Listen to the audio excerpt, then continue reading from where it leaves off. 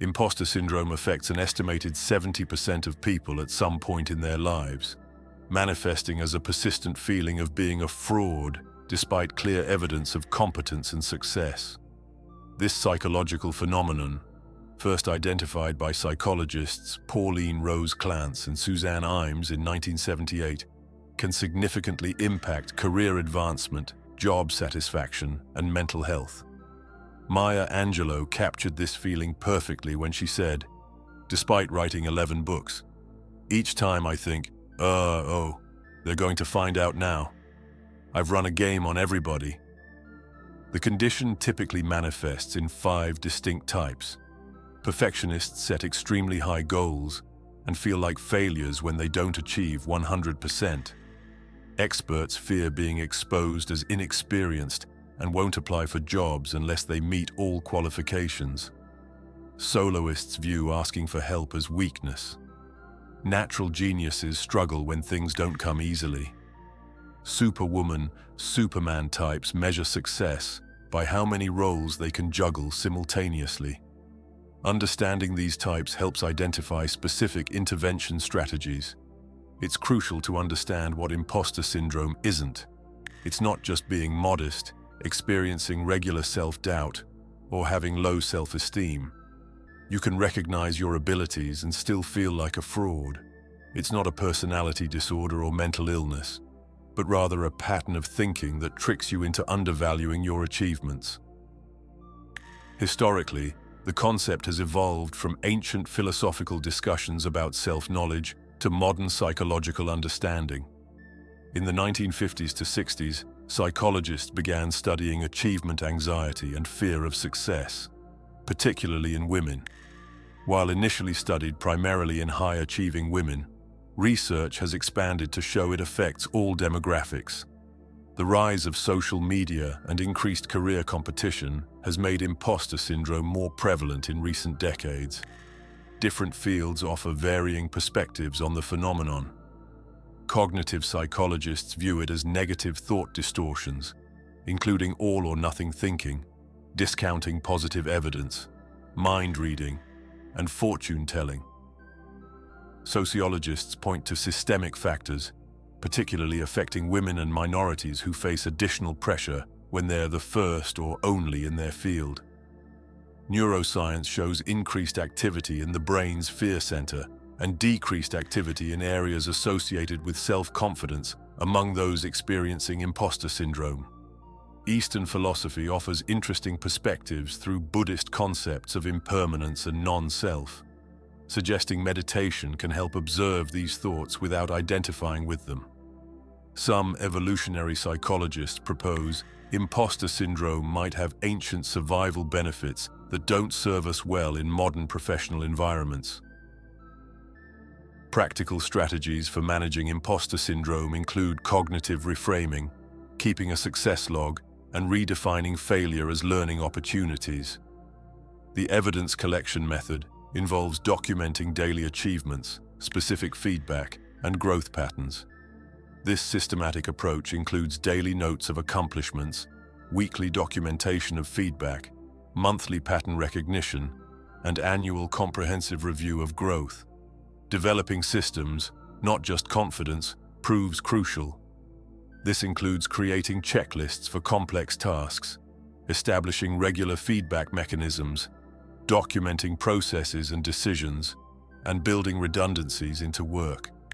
The attribution shift technique helps recognize the role of both effort and ability in success, acknowledging preparation in lucky outcomes. Daily life applications require specific routines and practices. Morning routines should include intention setting and success review, rather than immediately checking social media. At work, resist over-explaining credentials and practice accepting compliments without deflection. When handling mistakes, implement the 24-hour rule, waiting a day before harsh self-judgment. For meetings, prepare by listing 3 relevant qualifications you bring. During conversations, avoid over-explaining your credentials. When receiving compliments, simply say, "Thank you," instead of deflecting. After completing tasks, note what went well before focusing on improvements. Building support systems through mentorship and professional groups provides perspective and normalizes challenges. Finding a mentor who can provide perspective on capabilities, joining professional groups where sharing challenges is normalized, and creating accountability partnerships for confidence-building goals all contribute to managing imposter syndrome effectively. The journey to managing imposter syndrome isn't linear. Success often paradoxically intensifies these feelings as stakes feel higher and visibility increases. People typically notice changes in stages: immediate awareness and recognition, short-term development of coping techniques, and long-term automatic challenging of imposter thoughts. For creative professionals who face unique challenges due to subjective success metrics, strategies include defining personal success metrics beyond external validation, creating objective measures where possible, building diverse feedback networks, and separating self-worth from work reception. Progress in creativity is often non-linear, making documentation of artistic growth particularly important. Supporting others with imposter syndrome requires careful approach. Listen without immediately trying to fix, share specific examples of their competence, and normalize the experience without dismissing feelings. Avoid generic reassurance or comparing them to others. The best support often involves patient listening and specific, genuine observations about their abilities. When imposter syndrome prevents job applications, remember that job descriptions are often wish lists, not strict requirements. Most successful candidates meet 60 to 80% of listed criteria. Focus on how you can grow into roles and emphasize transferable skills.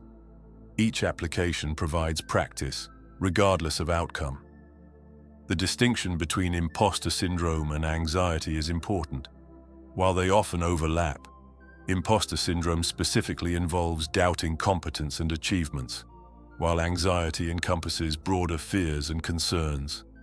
Both can benefit from mindfulness practices, cognitive restructuring, self-compassion, and professional support when needed. Remember that feeling like an imposter doesn't make you one. It often indicates you're challenging yourself and growing.